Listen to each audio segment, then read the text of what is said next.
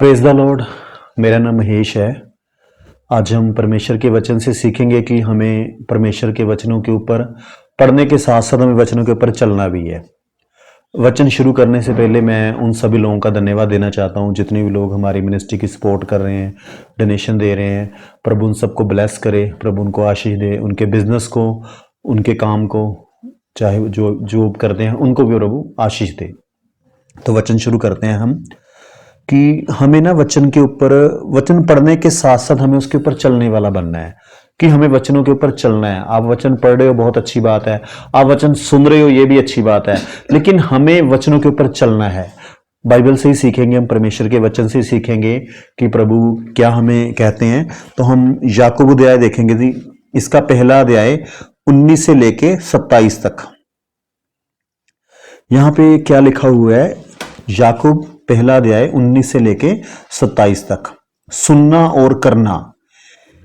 हे मेरे प्रिय भाइयों, ये बात तुम जान लो, हर एक मनुष्य सुनने के लिए तत्पर और बोलने में धीर और क्रोध में धीमा हो, क्योंकि मनुष्य का क्रोध परमेश्वर के धर्म का निर्वह नहीं कर सकता।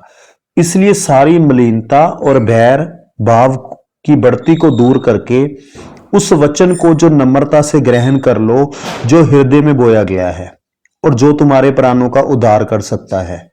परंतु वचन पर चलने वाले बनो, और केवल सुनने वाले ही नहीं जो अपने आप को धोखा देते हैं। क्योंकि जो कोई वचन का सुनने वाला हो और उस पर चलने वाला ना हो, तो वह उस मनुष्य के समान है जो अपना स्वाभाविक मुंह दर्पण में देखता है, इसलिए कि वह अपने आप को देखकर चला जाता है और तुरंत भूल जाता है कि मैं कैसा था।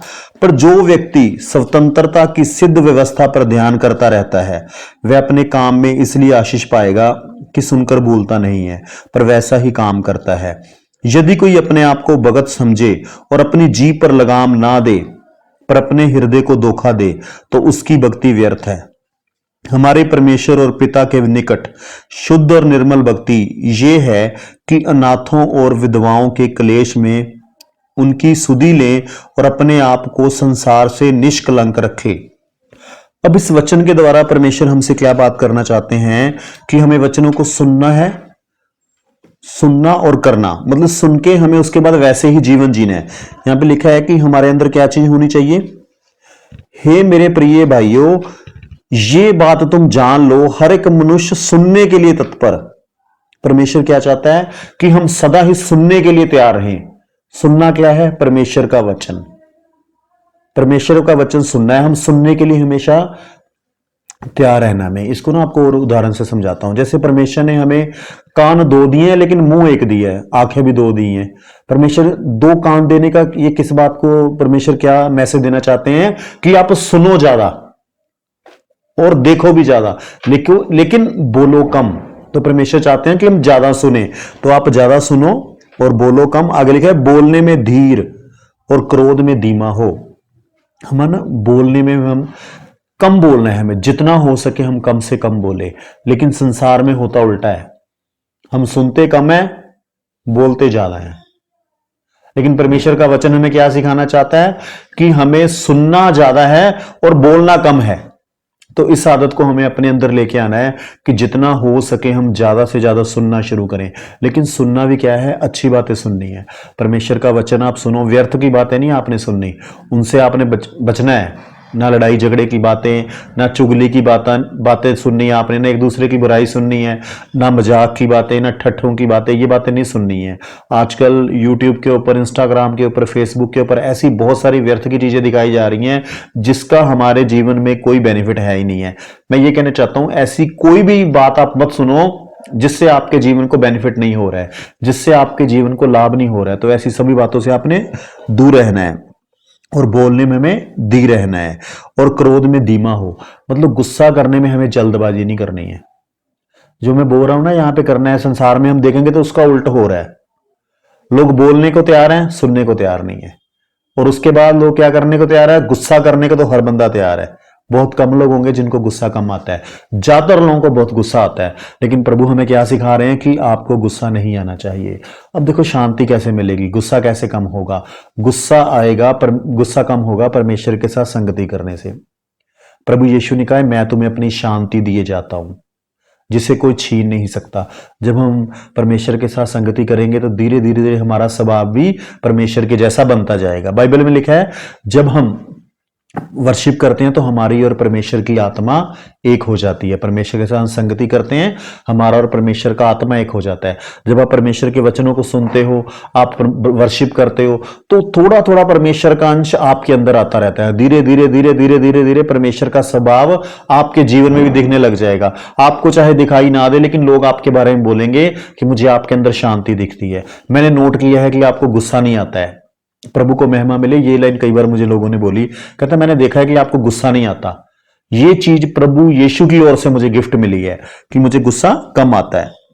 आगे क्या लिखा है, क्योंकि मनुष्य का क्रोध परमेश्वर के धर्म का निर्वाह नहीं कर सकता। अगर आपको आज भी गुस्सा आ रहा है ना, और आप कह रहे हैं कि आप परमेश्वर के धर्मी हैं, तो बाइबल कहती नहीं, आप धर्मी नहीं है, परमेश्वर के धर्मी व्यक्ति नहीं है, परमेश्वर के वचन के ऊपर चलने वाले नहीं है। अगर आज भी आपको गुस्सा आ रहा है तो हमें ना खुद को चेक करते रहना, खुद के ऊपर मेहनत करनी है। अगर मान लो गुस्सा आ रहा है, नहीं उससे छुटकारा मिल रहा है, उसका भी समाधान है। हम परमेश्वर से प्रार्थना करेंगे, प्रभु को बोलेंगे कि प्रभु मेरे अंदर ये कमी है, मुझे गुस्सा आता है, प्रभु मुझे छुटकारा दो। आप इसके लिए प्रार्थना हमारे से भी करवा सकते हैं, आपको हमारा मोबाइल नंबर मिल जाएगा, आप हमें भी फोन कर सकते हैं, हम आपके लिए प्रार्थना कर देंगे। और गुस्से से पर धीरे धीरे धीरे हम लगातार प्रार्थना करेंगे, आप भी लगातार प्रार्थना कीजिए। जब तक गुस्से से छुटकारा नहीं मिल जाता तब तक हमने प्रार्थना करते रहना है। मैं ये चीजें अपने जीवन में करता हूं, कोई आदत मेरे से नहीं जाती, मैं उसके लिए प्रार्थना करता रहता हूं लगातार, जब तक वो आदत हट नहीं जाती। तो हमें ऐसे ही इसके लिए प्रार्थना करनी है अगर हमें गुस्सा ज्यादा आता है। उसके बाद क्या लिखा है, इसलिए सारी मलिनता और बैर भाव की बढ़ती को दूर करके उस वचन को नम्रता से ग्रहण कर लो जो हृदय में बोया गया है।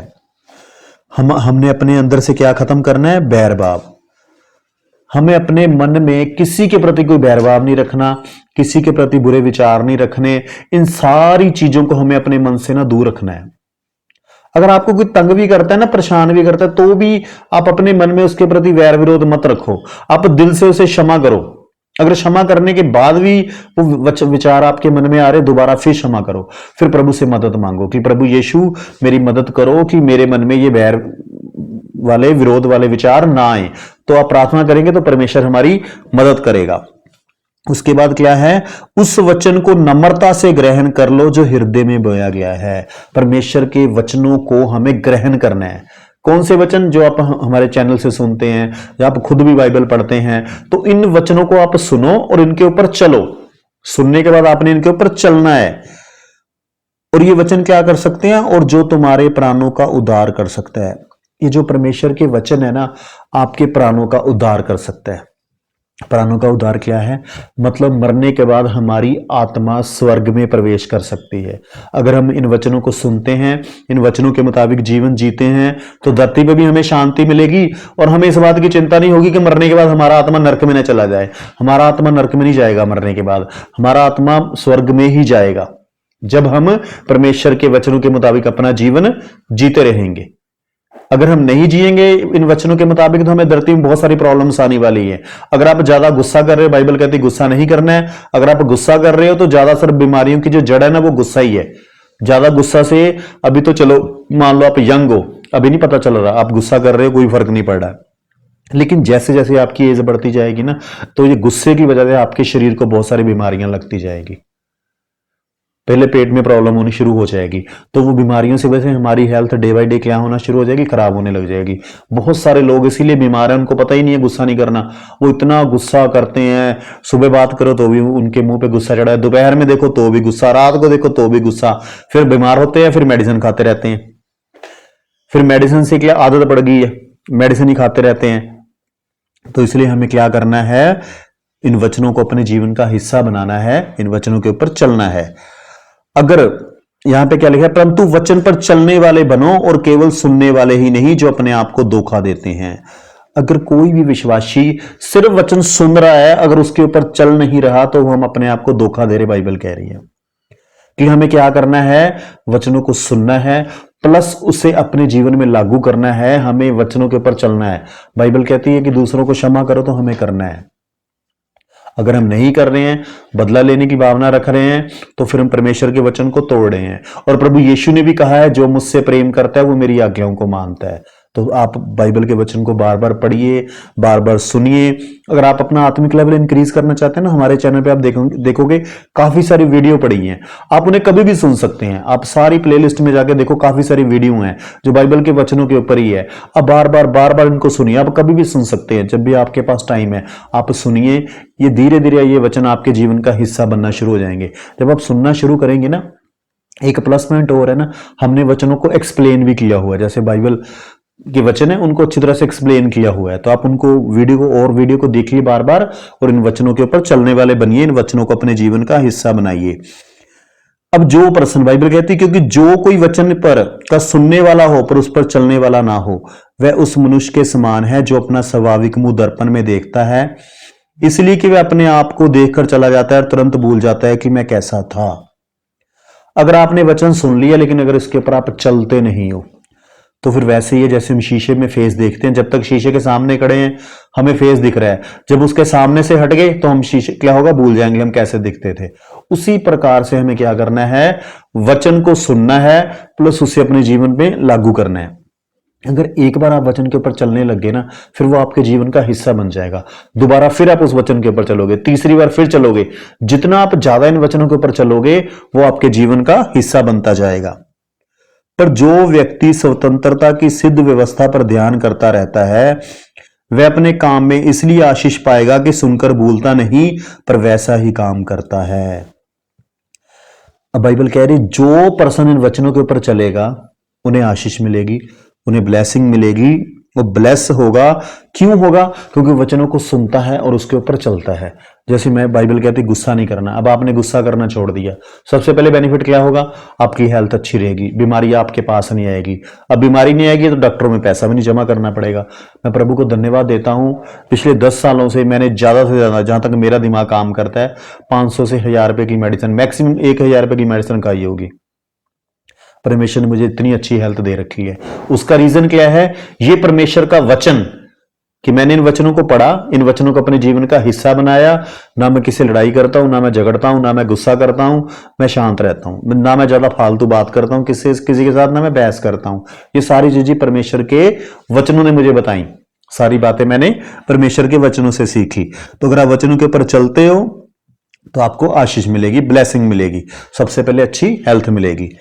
यदि कोई अपने आप को भगत समझे और अपनी जीभ पर लगाम ना दे पर अपने हृदय को धोखा दे तो उसकी भक्ति व्यर्थ है। सबसे महत्वपूर्ण ये है, बाइबल ये कह रही कि हमें क्या करना है, अपनी जीभ को लगाम देनी है। मतलब ज्यादा बोलने वाले नहीं बनना है। जितना हम कम बोले ना उतना अच्छा है। इस आदत को आपने अपनाना है। और ऐसे लोगों की संगति भी नहीं करनी जो बहुत ज्यादा बोलते हैं। उससे पता क्या होगा, आपके अंदर भी ये आदत आ जाएगी। देखो, प्रभु के वचनों के ऊपर आप सारा दिन बात करो, कोई प्रॉब्लम नहीं है, डट के बोलो, मैं कहता हूं। लेकिन व्यर्थ की बातें बोल के अगर हम ज्यादा बोल रहे हैं तो वो हमारे लिए नुकसानदायक है। तो प्रभु के वचनों को सुनो भी, बोलो भी। प्रभु के वचनों को बोलने में कोई प्रॉब्लम नहीं है, सारा दिन बोलते रहो आप, कोई प्रॉब्लम नहीं है।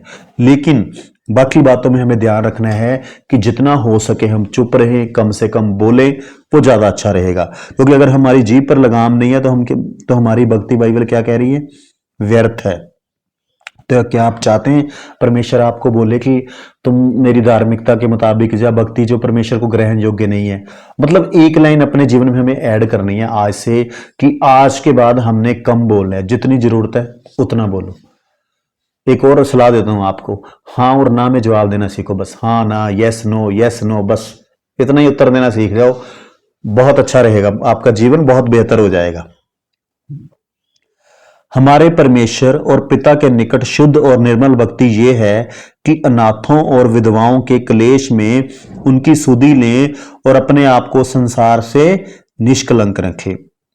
देखो, निर्मल भक्ति परमेश्वर के निकट कौन सी बाइबल कह रही है?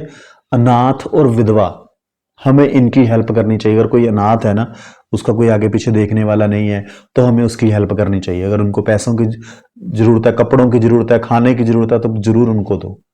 जब कोई ऐसी लेडी है जो विधवा है, उसका कोई सहारा नहीं है, तो बाइबल कहती है कि उनकी भी हमें हेल्प करनी चाहिए। परमेश्वर इनसे प्रसन्न होता है अगर आप ऐसे लोगों की हेल्प करते हैं, क्लेश में उनकी सुधि लें। तो हमें उन लोगों का ध्यान रखना चाहिए। यानी ऐसे लोग जिनका कोई सहारा नहीं है या कोई अपाहज है जो कमाने के योग्य नहीं है, आपको उसकी भी हेल्प करनी चाहिए। और अपने आप को संसार से निष्कलंक रखें। देखो, संसार की चीजों में, संसार के जीवन में हमें नहीं चलना है। संसार के लोगों को फॉलो नहीं करना। संसार के लोग क्या कर रहे हैं उनको करने दो, वो परमेश्वर को नहीं जानते। हमने यीशु को जाना है तो हमें यीशु के वचनों के ऊपर चलना है। बाइबल के वचन हमारे ऊपर लागू होते हैं। हमें बाइबल की शिक्षा के मुताबिक जीवन जीना है। अगर बाइबल की शिक्षा के मुताबिक आप जीवन जियोगे ना, तो आप भी ब्लेस्ड रहोगे, आपके बच्चे भी ब्लेस्ड रहेंगे, नेक्स्ट उनके बच्चे ब्लेस्ड रहेंगे। परमेश्वर कहता है जो लोग मेरी बातों के ऊपर चलते हैं मैं उनकी 1000 पीढ़ियों को आशीष देता हूं। क्या आप अपनी आने वाली 1000 पीढ़ियों के लिए आशीष का कारण बनना चाहते हो या नहीं बनना चाहते? अगर आप बनना चाहते हो तो परमेश्वर के वचनों को हमें अपने जीवन का हिस्सा बनाना है। चाहे कुछ हो जाए, वचन नहीं तोड़ना हमने। कई बार टूट भी जाएगा, कोई प्रॉब्लम नहीं है, लेकिन हमें पूरी कोशिश करनी है कि हम परमेश्वर के वचन के मुताबिक ही जीवन जिएं। वो तभी पॉसिबल होगा जब हम इन वचनों को ज्यादा से ज्यादा सुनेंगे। हमें ना अपना सबसे पहला स्थान हमारे जीवन में परमेश्वर का होना चाहिए। हमें परमेश्वर को समय देना शुरू करना है, वो बहुत जरूरी है। मैं कहता हूं चाहे आप 10 मिनट बाइबल पढ़ो, लेकिन आप पढ़ने की आदत बनाओ। डेली 10 मिनट बाइबल पढ़ो और पढ़ने के साथ साथ उसके ऊपर मनन करो कि सोचो ये लाइन क्या मेरे जीवन में ये चीज है या नहीं है। उसके ऊपर हमें चलना भी शुरू करना है। तो आदत बनाइए, डेली बाइबल पढ़ने की आदत बनाइए। उसके बाद हम पढ़ेंगे याकूब 2 अध्याय 14 से लेकर 26 तक। यहां पे बाइबल कह रही विश्वास और कर्म। हमें विश्वास के साथ साथ कर्म भी करना है। हे मेरे भाइयों, यदि कोई कहे कि मुझे विश्वास है पर वह कर्म ना करता हो तो इससे क्या लाभ? क्या ऐसा विश्वास कभी उसका उद्धार कर सकता है? यानी बाइबल क्या कह रही, विश्वास के साथ साथ हमें क्या करना है? कर्म करना है, एक्शन लेना है। अगर हमने एक्शन नहीं लिया तो उसमें हमारा नुकसान है। अब एक बड़ी अच्छी उदाहरण दी है प्रभु के सेवक ने। उन्होंने क्या बोला, यदि कोई भाई या बहन नंगे उगाड़े हो और उन्हें प्रतिदिन भोजन की घटी हो और तुम में से कोई उनसे कहे कुशल से जाओ, तुम गर रहो और तृप्त रहो, पर जो वस्तुएं देह के लिए आवश्यक है वह उन्हें ना दे तो क्या लाभ? वैसे ही विश्वास भी यदि कर्म सहित ना हो तो अपने स्वभाव में मरा हुआ है। ये वचन हमें क्या सिखा रहा है? यहां पे एक उदाहरण दी है कि मान लो कभी आपका ऐसे परिवार के साथ आपकी बातचीत हो रही है जहां आपने देखा कि ये परिवार है, इनको हेल्प की जरूरत है, इनके पास खाने पीने की व्यवस्था नहीं है, भी इनकी हालत बहुत खराब है, इनके मतलब ज्यादा इनकम सोर्स नहीं है और उनको खाने की जरूरत है, कपड़ों की जरूरत है। तो प्रभु का वचन हमें ये सिखा रहा है कि आप उन्हें बोलो बस ठीक है दी, मैं प्रार्थना कर दूंगा आपके लिए। नहीं, प्रभु कह रहे प्रार्थना तो कर, उसके साथ साथ तो इनको खाने पीने का भी सामान दे, इनकी हेल्प कर। मतलब जहां हेल्प की जरूरत है परमेश्वर चाहते कि वहां हम उनकी हेल्प करें। अगर उनको कपड़ों की जरूरत है तो हमें देखो जितनी हमारी इनकम है ना, हमें कुछ ना कुछ हिस्सा निकाल के जरूर हेल्प करनी चाहिए। परमेश्वर के राज्य के लिए भी देना चाहिए और ऐसे लोगों की भी हेल्प करनी चाहिए जिनको जरूरत है। क्योंकि प्रभु कह रहे विश्वास के साथ साथ हमें कर्म भी करना है। अगर आप उनको बोलो ठीक है जी, आप उनकी हेल्प ना करो, तो परमेश्वर को ये चीज पसंद नहीं है। परमेश्वर चाहते तुम्हें दिख रहा है कि इस बंदे को हेल्प की जरूरत है और तुम कर सकते हो। अगर आप कर सकते हो तो उनकी हेल्प करो। मान लो अगर आपके पास हेल्प करने की हिम्मत नहीं है, फिर आप क्या कर सकते हो? फिर आप प्रार्थना भी कर सकते हो और कोई और बंदा देख सकते हो जिसके पास हिम्मत हो उसकी हेल्प करने की, आप उनको उनके साथ मिला दो। ये भी एक किस्म की हेल्प ही होगी। आप किसी और को बोल सकते हो कि भाई ऐसे ऐसे एक परिवार है, उनकी हालत खराब है, उनको थोड़ी हेल्प कर दो। तो कोई और आपकी पहचान में हो तो आप उससे मिला दो। यानी हमें एक्शन करने वाला बनना है। अगर किसी को हेल्प की जरूरत है तो आप जरूर उनकी हेल्प करो। मैं ये नहीं कहता बहुत ज्यादा कर दो, जितनी उनको जरूरत है आप जितनी कर सकते हो आप उतनी हेल्प कर दो। क्योंकि परमेश्वर का वचन हमें यह सिखाता है कि हमें कर्म करने वाले बनना है, एक्शन लेने वाले बनना है। अगर आप कर्म नहीं कर रहे हो तो फिर विश्वास बाइबल कह रही है आपका क्या हुआ है? मरा हुआ है। यानी ये बात ये समझ आ रही कि आपने वचन सुन लिया लेकिन अगर आप उसके ऊपर चल नहीं रहे हो तो कोई फायदा नहीं है। वचन सुनो और वचन के ऊपर चलना भी शुरू करो। वरना कोई कह सकता है मुझे विश्वास है और मैं कर्म करता हूं, तो अपना विश्वास मुझे कर्म बिना तो दिखा और मैं अपना विश्वास अपने कर्मों के द्वारा तुझे दिखाऊंगा। तुझे विश्वास है कि एक ही परमेश्वर है, तू अच्छा करता है। दुष्ट आत्मा भी विश्वास रखते हैं और थड़थड़ाते हैं। पर हे निकम्मे मनुष्य, क्या तू ये भी नहीं जानता कि कर्म बिना विश्वास व्यर्थ है। मतलब अगर आपको विश्वास है तो उसके साथ हमें कर्म भी करना है। कहते ये तो प्रभु कह रहे हैं कि ये तो शैतान की दुष्ट आत्माओं को पता है कि परमेश्वर एक ही है, लेकिन वो उससे नाम से थड़थड़ाती हैं। बाइबल हम देखते हैं जब यीशु मसीह दुष्ट आत्मा वाले के पास जाते थे तो दुष्ट आत्मा चिल्लाती हुई भाग जाती थी और यीशु मसीह के मतलब पास आने से बोलती थी कि हमें तो उनको तकलीफ होती थी। उनको भी पता है परमेश्वर है, लेकिन उनकी समस्या क्या है? दुष्ट आत्मा की वचन के ऊपर चलते नहीं है, वो परमेश्वर का वचन तोड़ते हैं। शैतान हमेशा से शुरू से ही परमेश्वर का विरोधी रहा है और वो संसार के लोगों को परमेश्वर से दूर करता आया है और उसका यही मकसद है कि संसार के लोग परमेश्वर के निकट ना चले जाएं, वो परमेश्वर के वचनों के ऊपर ना चल सकें। वो पूरी ताकत लगाता है कि संसार के लोग परमेश्वर का वचन तोड़ते रहें और हमेशा वो सलाह देगा परमेश्वर का वचन तोड़ने के लिए कि कुछ नहीं होता, परमेश्वर कुछ नहीं कहता, ऐसे वो दवाई देता रहेगा। लेकिन हमें क्या करना है? परमेश्वर के वचन के ऊपर चलना है। पर हे निकम्मे मनुष्य, क्या तू ये भी नहीं जानता कि कर्म बिना विश्वास व्यर्थ है। यानी कर्म होना बहुत जरूरी है। जैसे यहां पे अब्राहम की उदाहरण दी है कि उन्होंने एक्शन लिया।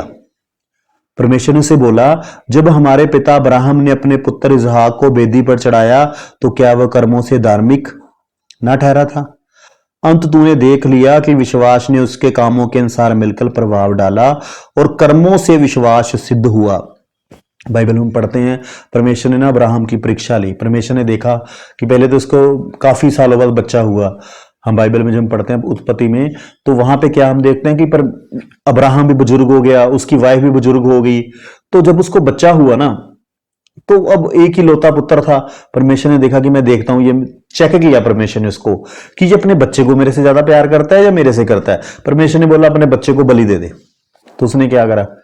उसने कर्म एक्शन लिया, उसने वो बलि देने के लिए गया। फिर परमेश्वर ने कहा नहीं, तो मत दे बलि। फिर परमेश्वर ने सिर्फ उसको चेक किया, उसके प्रेम को चेक किया। अब्राहम भी बोल सकता था परमेश्वर पहले तो तूने बच्चा दिया नहीं, बड़ी मुश्किल से तुमने, जब मैं बुजुर्ग हुआ तब तुमने बच्चा दिया। परमेश्वर सिर्फ उसको चेक कर रहे थे। मैं कई बार सोचता हूं कि परमेश्वर ने अब्राहम के बच्चे को तो बलि नहीं होने दिया, लेकिन उसने अपना बेटा बलिदान कर दिया। उसने हमारे पापों के लिए अपने बेटे का लहू बहा दिया।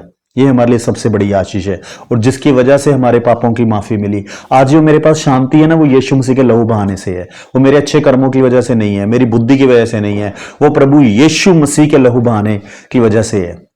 मैं बहुत सारे लोगों को जानता हूं जिनके पास संसार का बहुत ज्ञान है, जिनके पास बहुत अच्छे अच्छे लेवल की है नॉलेज है, लेकिन शांति नहीं मैंने देखी उनके जीवनों में।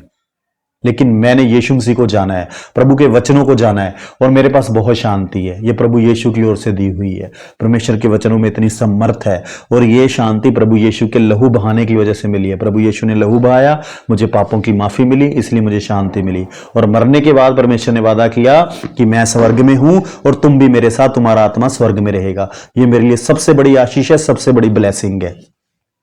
तो हमें क्या करना है? कर्म करने वाले ही बनना है। अंत तूने देख लिया कि विश्वास ने उसके कामों के साथ मिलकर प्रभाव डाला और कर्मों से विश्वास सिद्ध हुआ। और पवित्र शास्त्र का यह वचन पूरा हुआ, अब्राहम ने परमेश्वर का विश्वास किया और यह उसके लिए धर्म गिना गया और वह परमेश्वर का मित्र कहलाया। एक अब्राहम है बाइबल में, हम जिसको परमेश्वर ने कहा कि यह मेरा मित्र है। और तो मुझे कहीं पढ़ने को नहीं मिलता पुराने नियम में, लेकिन नए नियम में प्रभु ने चेलों को कहा कि अब मैं तुमसे मित्र कहूंगा।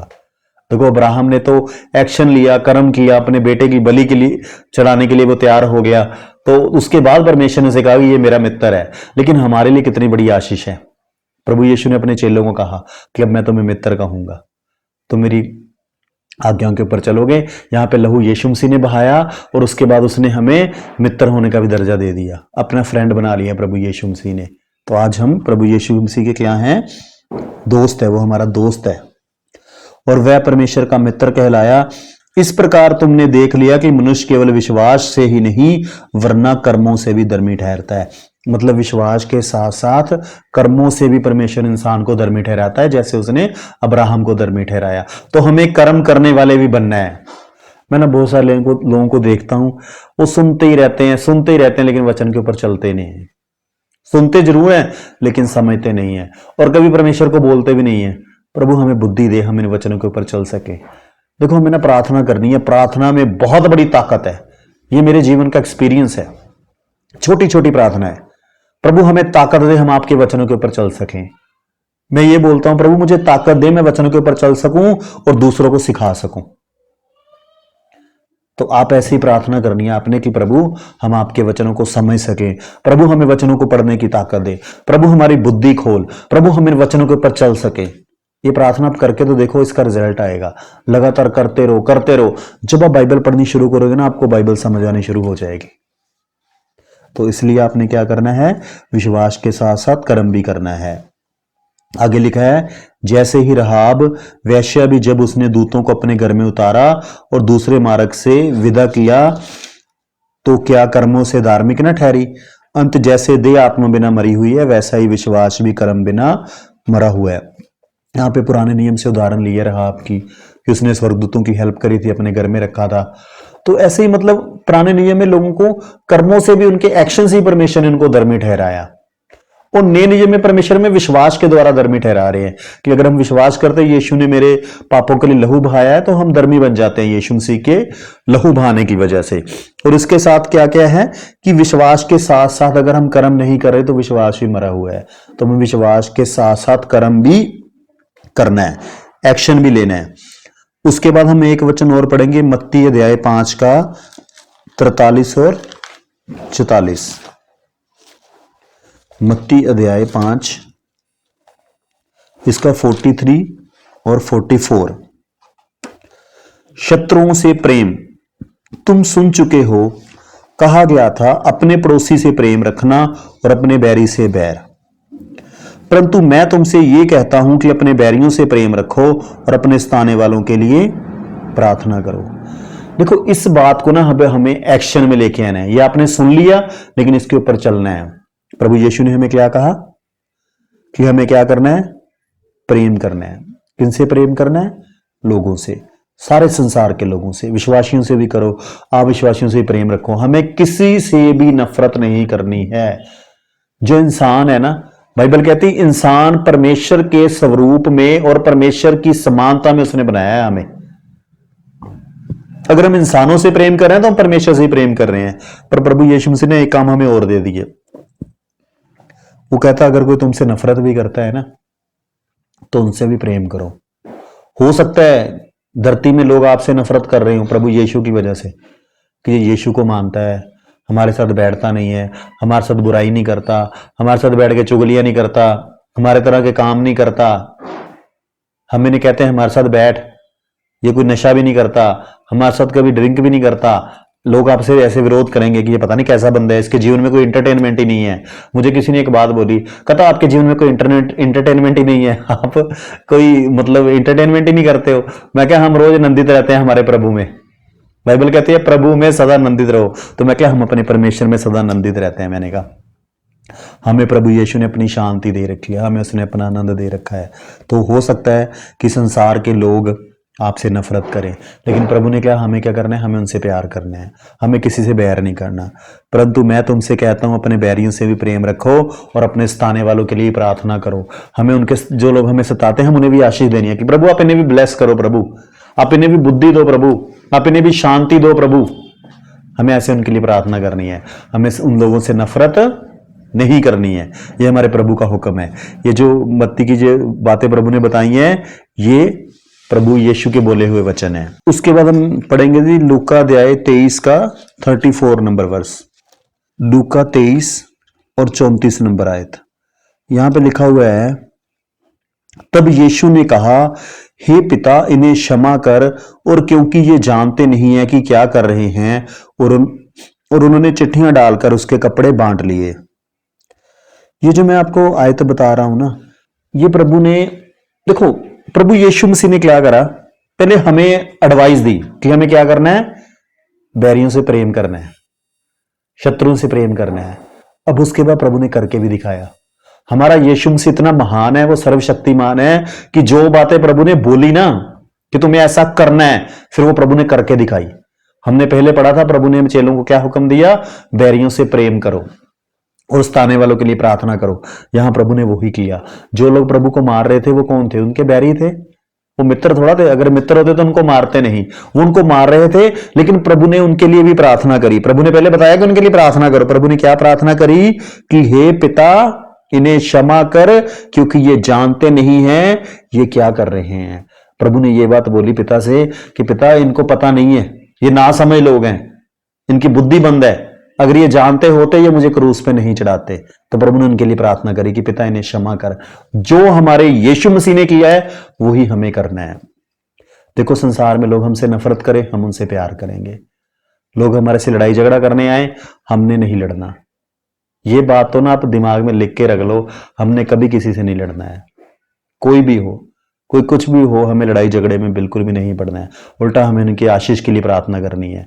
जो हमारे यीशु मसीह ने किया ना वही हमने करना है। जब यीशु मसीह को मारा जा रहा है और वो उनके लिए प्रार्थना कर रहे हैं कि पिता आप इन्हें क्षमा करो, ये नहीं जानते ये क्या कर रहे हैं, तो क्या हम नहीं कर सकते?